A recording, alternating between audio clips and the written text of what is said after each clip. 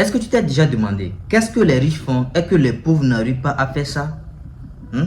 Tu t'es demandé ce genre de questions une fois dans ta vie? Eh bien, imagine que moi je me suis posé ce genre de questions. Pourquoi? Qu'est-ce que les riches font?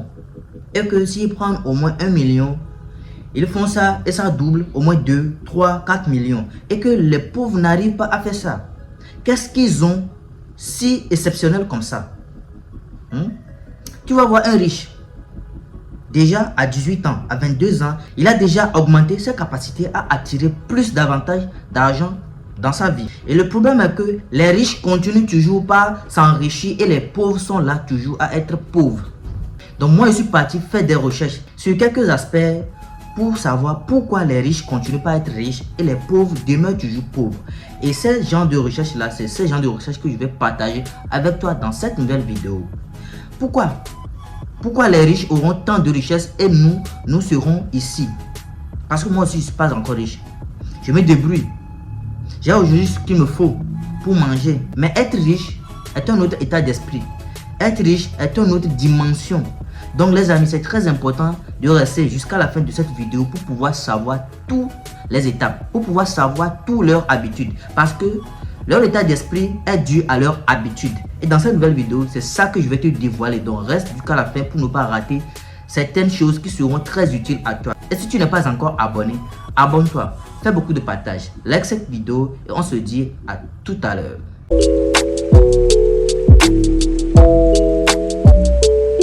Et la première des choses, il s'agit de la gestion du temps. Ok? Imagine les riches aujourd'hui. Qu'est-ce qu'ils font? Ils embauchent des gens pour pouvoir travailler pour eux. Imagine, une personne a 24 heures dans la journée. Ok? Une personne, un individu a 24 heures dans la journée. Et si cette personne-là a 2 personnes pour lui, pour pouvoir travailler pour lui seul, ça veut dire qu'il a déjà 24 heures fois 2. Plus pour ce que lui-même il a. Donc, il fait travailler d'autres personnes. Il perd leur temps pour pouvoir faire travailler ses projets. Et lui-même, il est libre pour pouvoir faire certaines choses qui lui plaisent. Pour pouvoir faire certaines choses que lui-même, il est voué à faire. Donc, j'aimerais revenir sur cet aspect qui consiste à la gestion du temps. Souvent, les pauvres, qu'est-ce qu'ils font? Ils gaspillent leur temps. Ils ne savent pas que le temps, c'est de l'argent. Comme les Anglais le disent souvent, le time is money. Ok? Le temps, c'est de l'argent. Quand tu utilises ton temps bêtement, eh bien, il faut savoir que tu dois attendre à des résultats bêtement. Le temps est la seule chose que tu ne peux pas acheter. Le temps est la seule chose que les riches ont compris que si tu as ce temps-là, tu peux faire beaucoup de choses que les gens ne peuvent même pas imaginer. Donc, qu'est-ce qu'ils font? Ils perdent le temps, ils échangent leur argent contre ce temps-là et te poussent à travailler. Comme toi aussi, tu as besoin de l'argent, alors tu fais le boulot et puis lui, il est à la maison. Et en ce moment, qu'est-ce qu'il fait? Par exemple, je vais te raconter quelques histoires ou bien l'habitude vraiment des riches. Le gars, il se réveille le matin et qu'est-ce qu'il fait? Il va commencer par prendre son thé ou bien commencer du sport. Après avoir fini le sport, il commence par prendre du café. Il a fini, il prend un livre, il lit bien propre. Il assimile de nouvelles choses parce que chez eux, c'est qu'ils ne savent rien. Donc chaque jour, il doit assimiler beaucoup de choses. Chaque jour, il doit recommencer leur vie à zéro. Donc, il doit recommencer à apprendre d'autres compétences. Ok? Et c'est ça qui leur différencie en fait des gens pauvres. C'est ça la différence même. Parce que lui, il continue à investir son temps dans lui-même. Il continue à utiliser son temps rationnellement. Or que le pauvre, lui, comme il a besoin d'argent, il court de gauche à droite pour pouvoir satisfaire le riche et avoir quelques sous. Et ça, c'est ce qui nous tue. De deux, il faut s'entourer des personnes influentes. Imaginez Donald Trump. Lorsqu'il veut commencer sa campagne, vous avez vu ce qu'il a fait? Il s'est entouré de quoi? Des gens influents.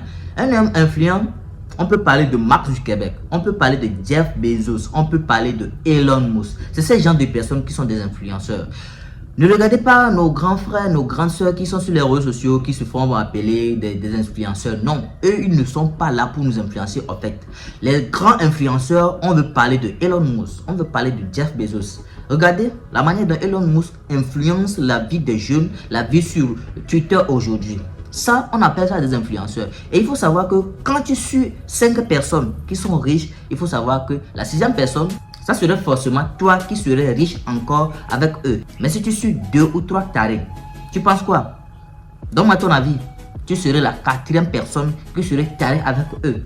Quand on parle de super intelligence, c'est parce que tu es avec des gens intelligents et c'est à cause de ça que toi aussi tu arrives à assimiler tes cours proprement dit pour pouvoir être un homme intelligent comme eux.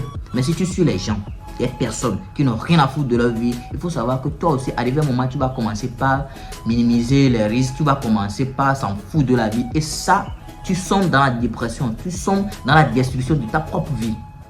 La troisième des choses, c'est qu'il faut investir en toi-même. Les riches ont compris ça, ok? Les riches, les gens fortunés ont compris ça. Qu'est-ce qu'ils font? Ils investissent la plupart de leur temps en eux-mêmes d'abord. Ils investissent dans leur tête, dans leur savoir. Imagine un riche qui peut prendre au moins jusqu'à 1 million pour pouvoir aller suivre une formation, un séminaire, quelque part dans le monde. Il va se déplacer juste pour aller suivre une formation ou bien un séminaire qui le coûte 1 million. Est-ce qu'un pauvre qui a au moins 5 000 francs CFA peut enlever 4 000 pour aller suivre une formation? Non, je ne pense pas. Donc le pauvre, lui, il va rester là-bas en pleurnichant sur ses sorts, or que le riche, lui, il décide de sortir dans sa zone de confort et il prend 1 million pour pouvoir aller investir dans lui-même parce qu'il sait que la plus meilleure des choses qui lui soit arrivée, c'est lui-même d'abord. Parce que c'est lui qui commence les choses. Donc, il doit investir en lui-même d'abord avant de penser aux autres choses. Parce que souvent, on investit dans des choses qui n'ont même pas d'importance. On investit dans des habillements, dans des chaussures, dans des choses luxueuses qui ne sont pas importantes, mais on investit quand même. Et ça, c'est pas bon. Les riches ont compris ça que la première des choses à investir, c'est dans soi-même d'abord. Il faut investir en toi-même d'abord, avoir la connaissance, avoir le bagage intellectuel, avoir beaucoup de choses ici d'abord avant de faire face au monde. 4. Il faut prendre des risques calculés. Et ça, je vais vous raconter ma propre histoire qui se repose sincèrement sur l'investissement. Lorsque j'ai eu mon bac, je me suis trouvé un endroit pour pouvoir travailler et j'ai trouvé un boulot de manœuvrage. Genre, en ce moment, il y avait une usine qui est en concession. Donc, j'ai commencé par travailler là-bas. Et on nous payait à cette époque-là 2000 francs par jour. Et j'ai économisé mon argent. Et voilà, il y a un bonhomme qui est venu me dire que c'est comme ça. Il y a cet investissement. Il achète du gaz, ok, du gasoil. Et quand il achète, il le revend. Quand il achète, il le revend. Et donc, il a besoin d'investissement. Il a besoin du sou pour pouvoir investir dans la chose et pour que l'argent ressort beaucoup. Donc je me suis dit, oh bon, il n'y a pas de problème parce que en ce moment, moi aussi je suis jeune et je regarde des vidéos sur le YouTube sur comment investir et je me suis dit là, bon, c'est une occasion pour moi, donc je vais m'investir. J'ai commencé par réfléchir, bon, j'ai pas trop réfléchi en fait. Pour ça mentir, j'ai pas trop réfléchi. Je suis parti à la maison, j'ai pris 25 000, je suis venu, bon. Ce qui est intéressant, c'est que les 27 000 là, c'est tous mes sous, c'est toutes mes économies. Mais bon, comme je veux investir, je suis parti prendre les 25 000 et je suis allé chez les gars. Je leur ai dit, bon, c'est ça, c'est mon argent, ça, je veux investir. Et il me demande combien. Je lui dis, bon, c'est 25 000 francs CFA. Et on a fait les calculs et bon, mon intérêt doit augmenter chaque jour. Donc, bon, je me suis dit, après ça, je vais prendre l'intérêt bon, pour pouvoir investir dans d'autres choses. C'est comme ça, moi-même, je me suis dit. Et j'ai investi, on m'a fait les reçus, tout, et puis je suis arrivé à la maison et je me rends compte que, bah, mais c'est comment ça? J'ai pris mon argent, j'ai pris tous mes sous pour aller investir et je me reviens zéro. J'ai commencé par réfléchir, je ne sais pas comment je vais faire, même je ne sais pas comment je vais s'y prendre pour aller au boulot, continuer pas à travailler. Je ne peux pas aller au boulot sans manger et travailler.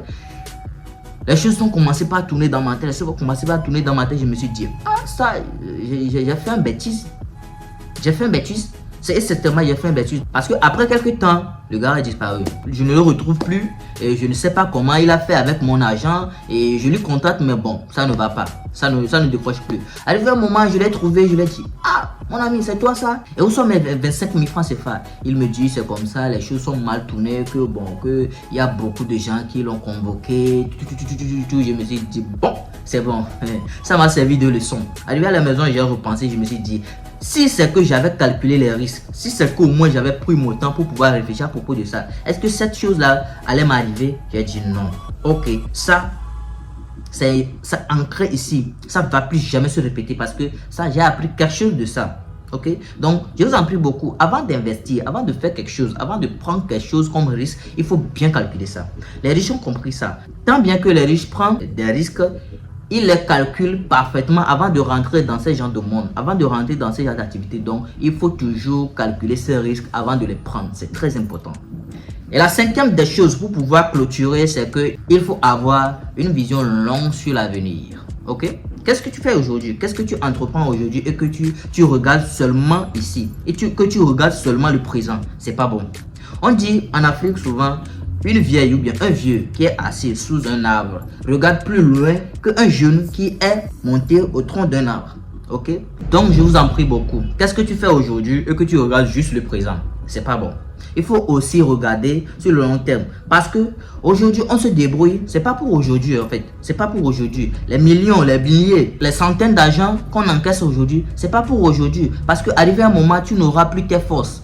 Tu n'auras plus tes forces pour pouvoir aller travailler, gagner de l'argent, pour pouvoir venir et te nourrir. Donc, tu dois faire ça pour le demain, pour le lendemain, pour le futur.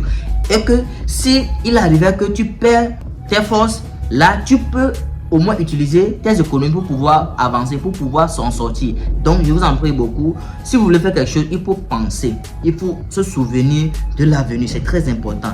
C'est pourquoi nous, on dit souvent « the best future », ce qui veut dire l'avenir meilleur. Je le souhaite également à vous aussi. Chers amis, c'est la fin de la vidéo. J'espère que je vous ai tellement intéressé, je vous ai tellement aidé. Le but de cette vidéo, c'est de vous aider. Voilà, c'est les 5 habitudes que les riches adoptent pour pouvoir s'en sortir librement et que les pauvres n'ont aucune idée sur ça. Aujourd'hui, tu as tous ces genres d'habitudes. J'espère que tu vas les utiliser pour pouvoir s'en sortir. Donc, merci à toi. Et si tu n'es pas encore abonné, abonne-toi. Fais beaucoup de partage et on se dit à la prochaine vidéo. Et ça va.